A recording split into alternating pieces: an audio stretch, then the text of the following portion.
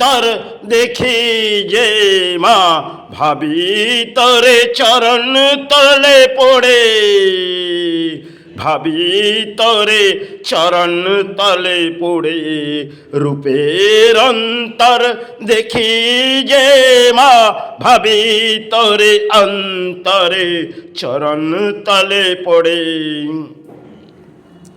এসেছে দয়া মাতৃ নাম কৃপা নাম নাম, ভবন ভবন তলে সাহারে নাম প্রাণ। পুকারে মাতৃচরণ, পুকারে মাতৃচরণ, পুকারে মাতৃচরণ। ধূপের অন্তর দেখি যে মা ভাবি তরে অন্তরে চরণ। কোথায় কোথায় ভূমির মাঝে রূপের দান অন্তরে পড়েছে সাহারা। কৃপা ধরতি জগৎ গুরু রূপের দান ভূমি তলে দিয়ে চলে। এসেছে কত গুরু ভূমির মাঝে সেবা দান রূপ। প্রাণ সারে পুকারে মাতৃ নাম কৃপা ভवन तले आए कितने गुरु। चरण चरण तले बैठे नाम प्राण में, पुकारे रूप नाम दिए सारे प्राण पुकारे। कितने गुरु आए सेवा में, चरण चरण तले बैठे सारे नाम प्राणों में पुकारे चले। এসেছে বহুকে গুরু বাংলার মাঝে। বহু সময় আগে সাধক রামপ্রসাদ এলেন, আজ থেকে 350 বছর পেরিয়ে গেছে। তিনি মা মা করে বাংলার মাঝ থেকে চিৎকার করে গেছেন। এক এক কণ্ঠের গান তিনি আবির্ভাব করে গেছেন। তিনি এক মহান সাধক। তার শ্রীচরণে শতকোটি প্রণাম জানিয়ে এই দীপাবলি রাত আমি সেবায় আসব। কারণ তিনি যে এসেছিলেন এই বাংলার মাঝে, আর বহু সময় হয়তো পেরিয়ে গেছেন। তিনি গানের মাঝ দিয়ে এক এক অঙ্ক বুঝিয়ে গেলেন বাংলাকে। কিন্তু আজ পরিণাম, সমাজ ভেঙে পড়েছে। সমাজে হয়তো তার কিছু গান হয়তো বাজে, কিন্তু দেখা যাবে একদিকে যেমন এনজয়, আর একদিকে মায়ের আবির্ভাবের সাধক রামপ্রসাদের গান। হারে এ সেবা যিনি গেয়ে গেছেন ও গান, তার শ্রীচরণে শতকোটি প্রণাম জানাই। তিনি বাংলার মাঝে এসেছিলেন, অতি দারিদ্রতা নিয়ে তিনি কাটিয়ে গেলেন মা মা করে। এমনও সময় কেটেছে সে হয়তো তার কর্মের খেলাই ছিল ভাব্য।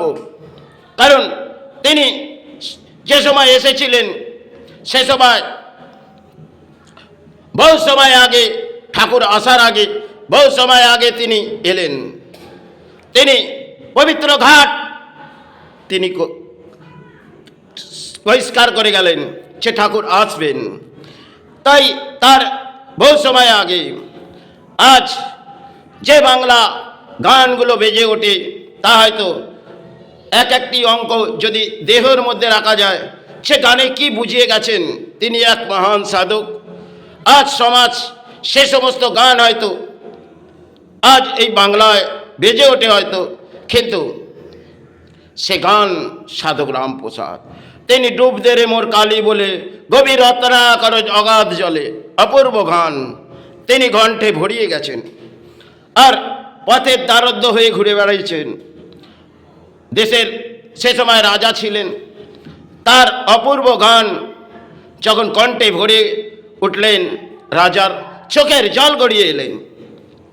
আজ সে সমস্ত গানের হয়তো জায়গা আজ সমাজ নেই।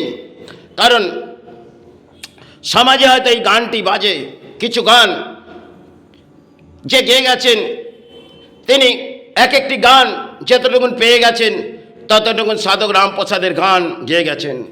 বহু গান হয়তো তার নষ্ট হয়ে গেলেন, কিন্তু আজ যদি বাংলার মাঝে দেখি যে সেবা কিভাবে চলছে, আজ দীপাবলি রাত যাকে কালী পুজোর রাত, সেখানে বাংলা যেভাবে ভেঙে পড়েছে, আর দেশের প্রাণী কিছু সাহারা নেবে পেয়েছে, এক এক এনজয়ের সেবা, আরে মাতৃ সেবা, এই এনজয় যেখানে এক এক জায়গায় ঠিক বসবে মদের, যেখানে পানি এনজয়ের সেবা করছে, এই তো সেবা। আরে বহু সাধক যারা সাধনা করে গেছে মা করে, তারা এসেছিলেন, তারা বাংলার মাঝে এসেছিলেন, তারা হয়তো শিব রূপেই মায়ের সেবা করেছেন, কারণ এই সেবা করতে গেলে শিব রূপেই মায়ের সেবা যিনি করতে পারেন, তিনি মাকে হয়তো দর্শন করতে পারেন। কিন্তু আজ বাংলায় সে দর্শনের জায়গা মনে হয় সমাজ নেই, কারণ সমাজের মানুষ যে জায়গায় পুরোহিত সমাজ নেমেছে আর যে জায়গায় সমাজের মানুষ নেমেছে, এক একটি ধর্মস্থান যদি আমি কালীঘাট যাই, সেখানে দেখব অর্থ, আরে পুরোহিত সমাজ, সেখানে মাকে রেখে ভিক্ষে করানো হচ্ছে। আরে তারাপীঠ, সেখানেও দেখব মাকে রেখে ভিক্ষে করানো হচ্ছে।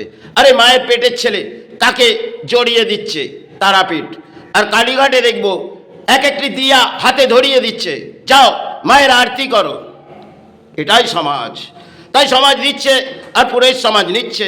তাহলে যারা সাধনা করে গেছেন, তারা যে মা করে চিৎকার করে গেছেন সাধক রামপ্রসাদ, আর ঠাকুর এলেন মা করে চিৎকার করে গেলেন, সে সময় হয়তো পেরিয়ে গেছে।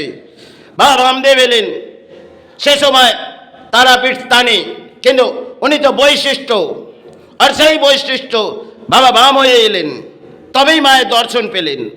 আজ এ সমাজে দর্শন অত্যন্ত, সমাজ যদি ভেঙে পড়েছে, তাহলে এই পুরুষ সমাজ তাকে জাগাতে পারবে না মাকে, কারণ মা করে চিৎকার করে যাবে, কারণ অর্থের প্রয়োজন। অর্থ দাও মা, অর্থ দাও। আজকে যদি কালীঘাট স্থান গিয়ে ঘুরে দেখি, সেখানে মা হয়তো আছে, কিন্তু মাকে জাগিয়ে রাখার মতন এই সমাজ নেই। আর যদি তারাপীঠ স্থান যাই, সেখানে দেখবো মাকে জড়িয়ে দিচ্ছে, যাও 10,000 টাকা দাও, মাকে জড়িয়ে নাও। আরে মায়ের পেটের ছেলে তারাই কেন এক এক সাধনা করে সে মাকে জড়িয়ে দিচ্ছে। এই সমাজ সাথে মনে হয় সমাজের দুর্ভাগ্য, নয় তো কি আমার নয়, কারণ আপনারা দিচ্ছেন অর্থ, আর তিনি পুরোহিত সমাজ তাকে অর্থের কারণে বিক্রয় করছে।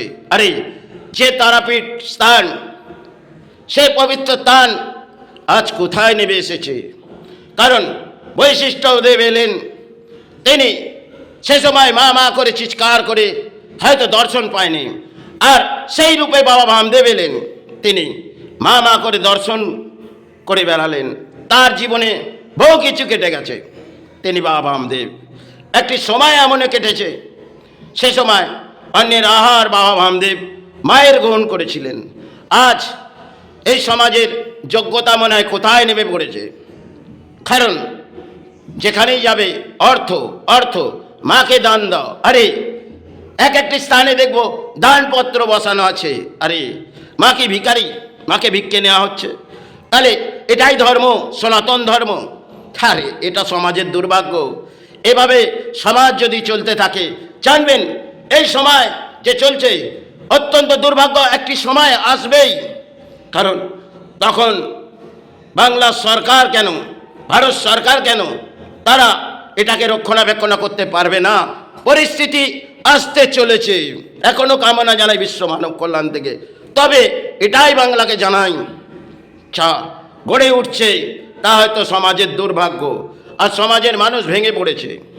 ছাড়া যে সেবাগুলো দিচ্ছে, হয়তো দীপাবলি রাত আমি বহু কিছু দেখছি, তাতে সমাজের পরিস্থিতি দেখছি, কিন্তু এই পরিস্থিতি সমাজের যোগ্যতা আমি নয়, কারণ আমি না কোনো বঙ্কের বই পরিচিত মায়ের দয়া, আর এটাই নিয়ে আজ চালিয়ে যাচ্ছি বহু সময় ধরে। এমনও সময় কেটেছে পথের দ্বারস্থ হয়েছি ধূপবাতি নিয়ে, আবার এমনও সময় কেটেছে যে ধর্মের প্রচার করেছি, আজ সেটাও জীবনে আপনাদের কাছে তুলে দিলাম।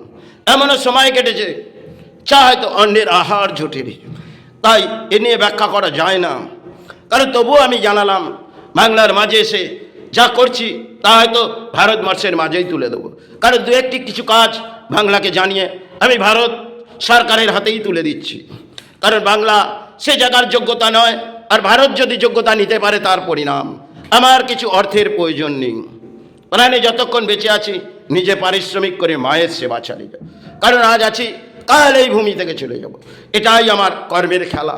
তাই এক একটা স্থান যদি ভেঙে পড়ে, আর আমি বহু জায়গায় দেখেছি স্থানে অন্যের আহার খেতে গেলে তাকে কিছু না কিছু দান দিতে হবে।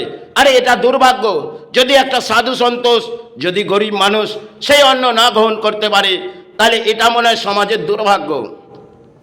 তাই এই বলে আমি আপনাদের কাছে দীপাবলি রাত মায়ের আরাধনা করুন, মাকে জানান, কামনা করুন, এটা বলে আমি ভারতবর্ষের মাঝে আসছি সেবায়, বিশ্ব মানব কল্যাণ।